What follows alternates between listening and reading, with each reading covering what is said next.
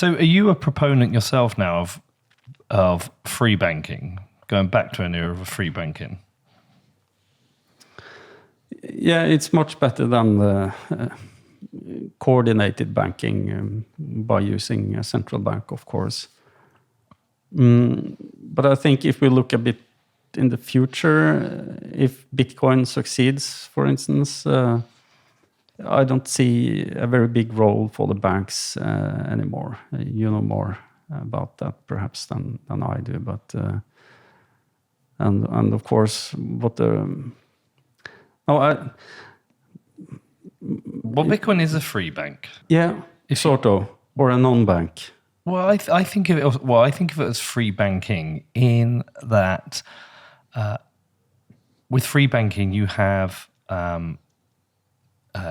private institutions issuing their banknotes, and you have to build certain trust around those companies. But they're allowed to fail, and if they fail, you deal with the consequences of that failure. Bitcoin's kind of the same in that there's no bailout for me in that. But to me, it's better than free banking because with banks, I have to trust them as a custodian. I have to trust that they have the gold within their vaults to back their currency. I have to trust that they have the gold that backs up their banknotes. And if they fail, I have to suffer the consequences because there's no bailout. With Bitcoin, again, there's no bailout. I can choose to trust a custodian or I can custody myself. But there's no bailout. And that to me is the new era of free banking, which evolves beyond gold in that you can custody yourself now. You don't have to write. I mean, some people may choose to use custodians. I know people like, not your keys, not your Bitcoin. I think there's going to be people who are going to rely on custodians. And again, that's just a different trust model. But there are for me, it's the free banking era. There's no bailouts with Bitcoin. And I take that risk. Danny takes that risk. You take that risk. We all take that risk. We all want that risk.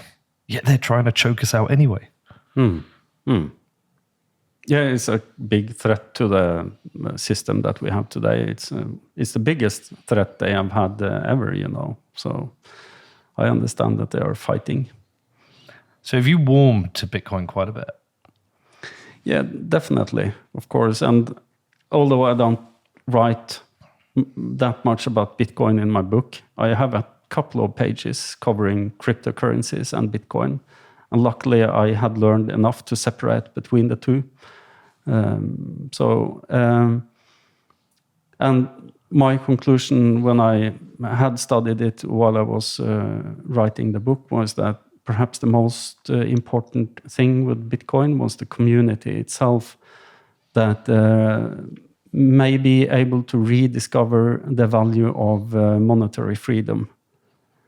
And I didn't develop that idea a whole lot, but I acknowledge that people are beginning to understand what the monetary system is now, much thanks to the Bitcoin community, and that's very, very valuable.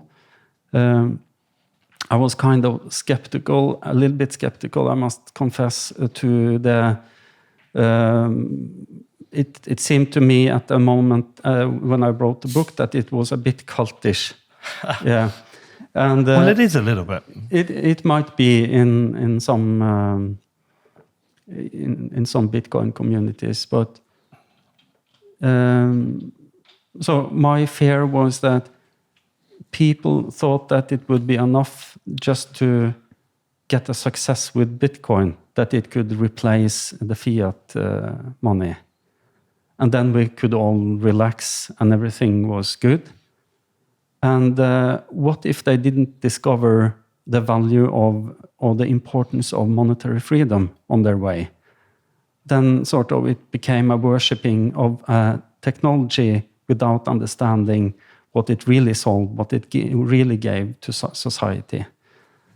And that's something that I'm trying to develop further now because I'm writing a new book at the moment. Does she know you're writing? Yes, she does. Is she mad at you? No, she accepts it at least. And the book is about Bitcoin. It's called Come on. it's called Arrow of Truth. Yes. And here I try to explain how important Bitcoin is in terms of people rediscovering the value of monetary freedom. I think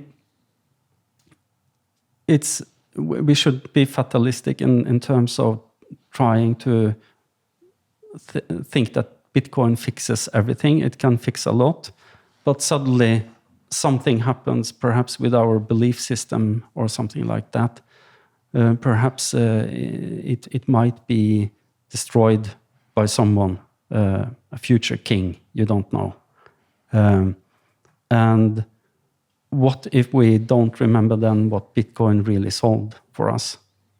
That would be a tragedy. And it's so important to remind ourselves about what Bitcoin actually does for society.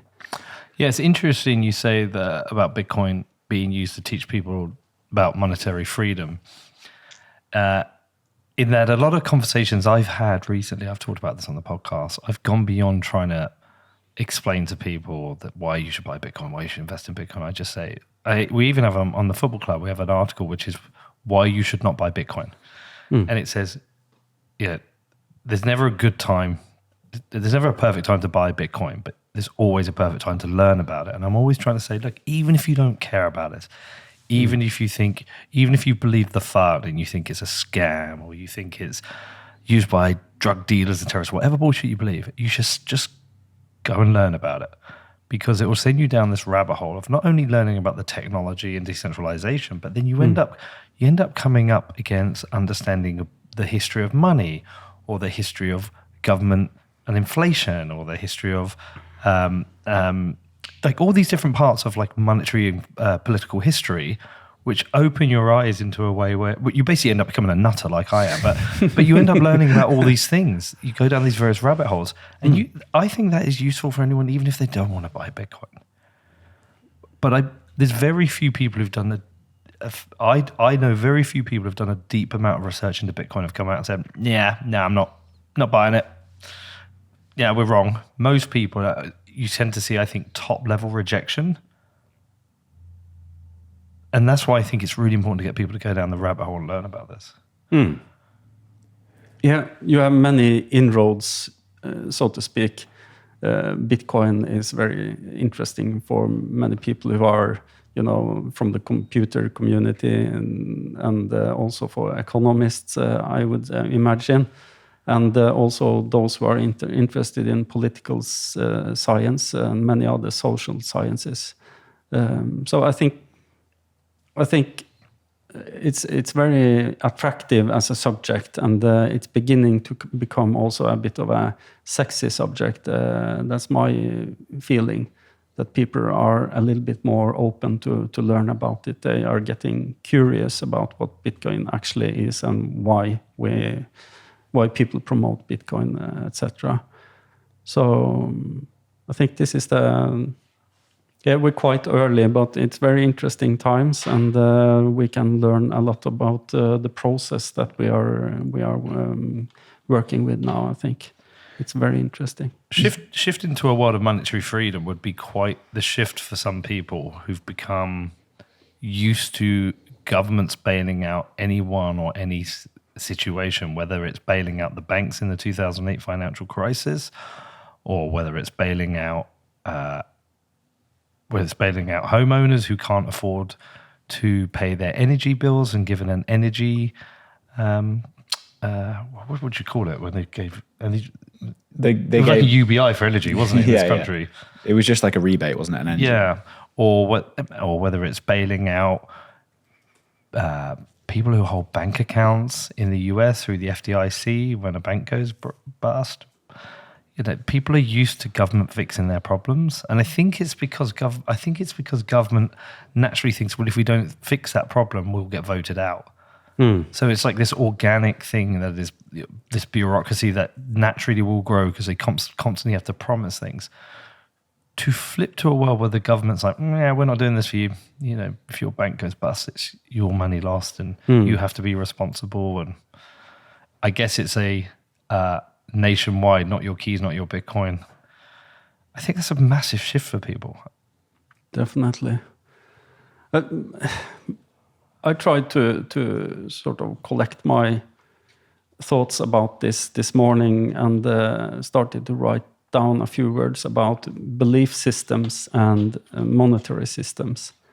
Because once more, if we go back in history and look at what kind of belief system we had at the time when inflation was introduced in my area in Trøndelag in Norway, then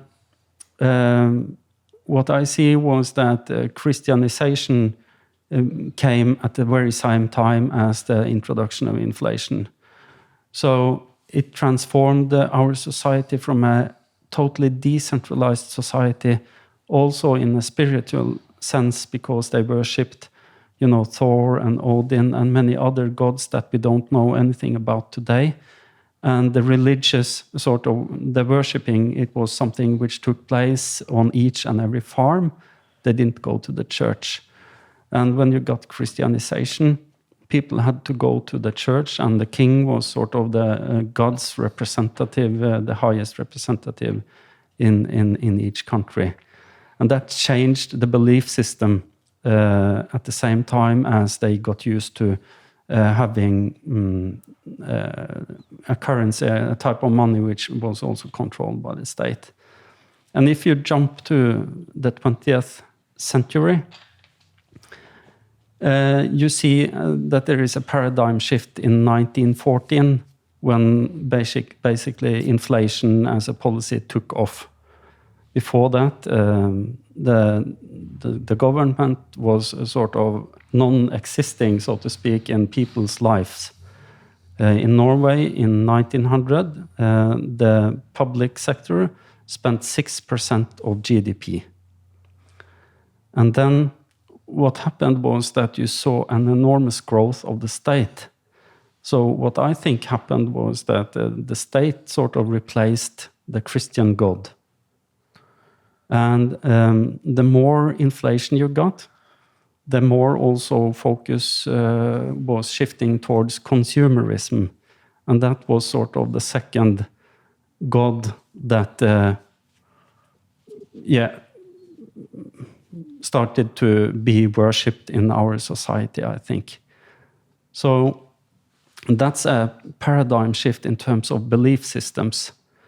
But now, after the pandemic, I think people start to realize that we can't trust the state anymore. And not all people, but a sufficiently large number of people, they start to distrust the state. And also they realize that we have all this stuff in our homes. We don't use a lot of it. It cost a lot of money to buy it. And now it's worthless for us. So I think consumerism also is something that we are about to leave, more or less. It's beginning at least now. And so then the question is, what kind of belief system will this be replaced with? That's an interesting topic. And what I have started to develop in my mind is that I think the basic need that we have is safety. Yeah. And there are different ways that a society can provide safety to us as individuals. And my feeling is that people will begin to understand that safety is what something my local community can provide me with. And you start to find the way back to, your family and neighbors and the local community, that you work together much more than we used to do previously. So almost coming full circle. Almost coming full circle, yes. In our history, it's a 1,000-year sort of full circle. Wow. Yeah. So that's my impression that we are gradually going back to that state, you might say, sort of that situation. Yes. Is that covered in the new book? It's not very much covered in my new book, but I write a little bit about it. Yes, I write a little bit about how religion affected the introduction of monetary policies. So do you believe, though, that Bitcoin will play a role in that? And actually, do you know what? Just thinking about it, because you said, people believed in their local gods, then they believed in Christianity, and then they believed in the state. Is Bitcoin itself, do you think, for some people, the next thing they believe in? And that's maybe why it is a little bit cultish, because these aren't religious people. They aren't people who believe in that. They need to believe in something. A lot of people need to believe in something, attach themselves to something. And so this idea of this peaceful revolution through Bitcoin, do you think that has become a belief system? And that's why people are a bit cultish. That's a good belief system. But if we're right. If we're right, yeah, I think it's important to believe it nonetheless, although we might not be right, because it basically tells us it shows us some values that are important, and if we stick to those values, even if Bitcoin doesn't help us with the solution, we have been reminded of some important things that might help us nonetheless.